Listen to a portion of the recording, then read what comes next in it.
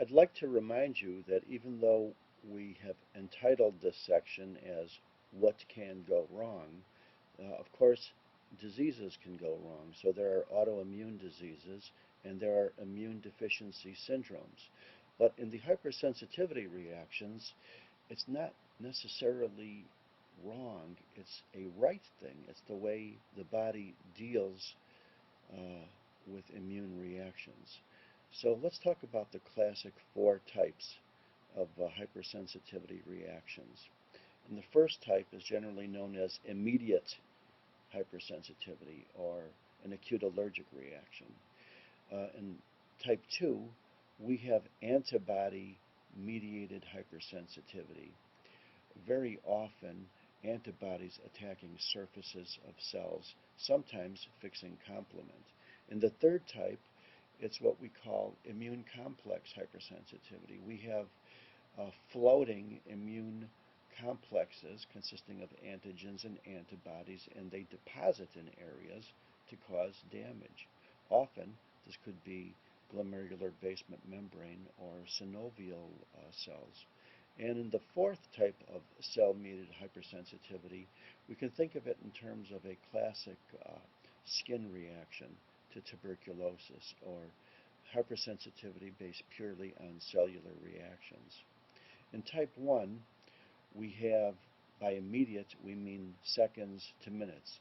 So these are items which are often described as an acute allergy, sometimes fatal, as an anaphylaxis, shock, edema, dyspnea, and in all types of type 1 immediate hypersensitivity, there's an allergen exposure, and then there's an immediate reaction.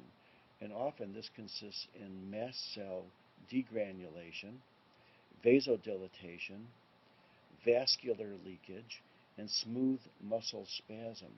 These are things that can be perceived as seconds to minutes following the allergen exposure.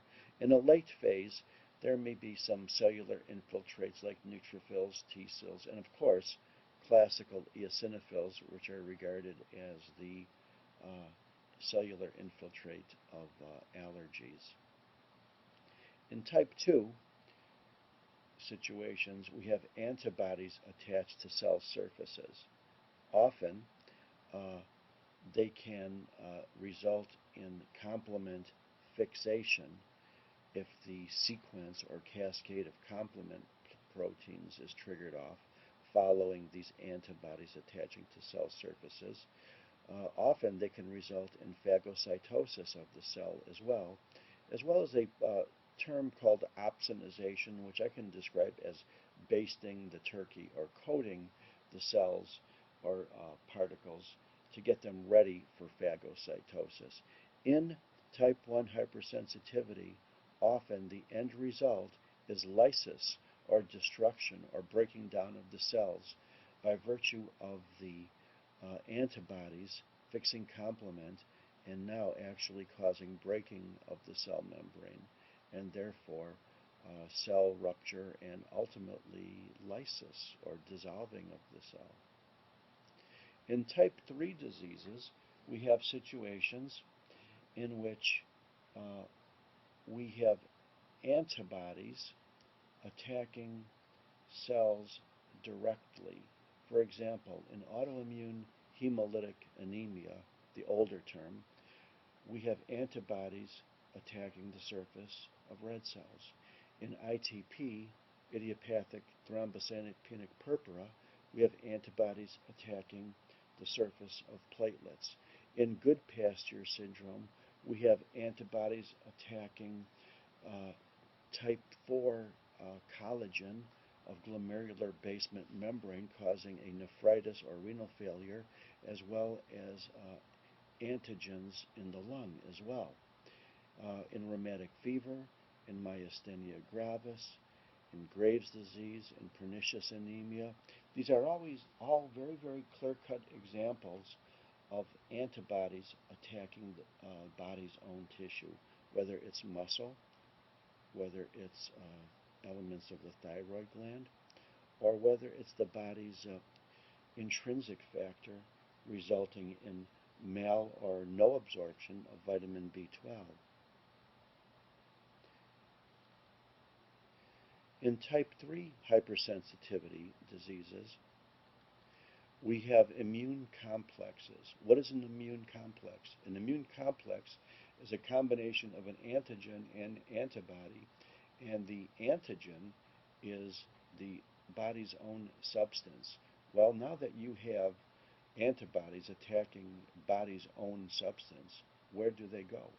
Well, they can go where they're being attacked. Often, they go into the vascular system and they float around. And one place that they love to go is glomerular basement membrane of the kidney. The GBM is a magnet for immune complexes of all types. So are blood vessels themselves. So is skin, as in lupus. And so are joints or any synovial lined cavity. They are also a big magnet for immune complexes.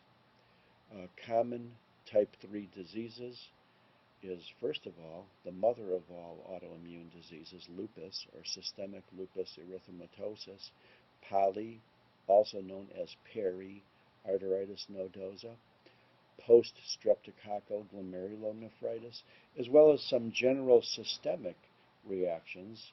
One of them is a skin reaction called Arthus reaction, usually resulting in hours after the exposure, or a more generalized form of immune complex serum sickness, which can last for days. Let's talk about type 4 hypersensitivity. Type 4 hypersensitivity can be best defined as a cell coming in direct contact with an antigen. Does that sound like cell-mediated immunity? That's exactly what it is. For example, in the tuberculin skin reaction, we have a protein derivative of tuberculin, which causes a direct cellular contact. Sometimes it results in granuloma formation, but it's definitely an inflammatory reaction in which direct antigens come in contact with T cells, causing a direct cellular infiltrative type of reaction. So once again, as a summary, there are 4 types of hypersensitivity diseases. There's acute allergic reaction. There's antibodies directed against cell surfaces. There's immune complexes as number 3. And there's the classical delayed hypersensitivity reaction as type 4. Let's call it a day for now, and we'll start out with slide number 34. Thank you very much.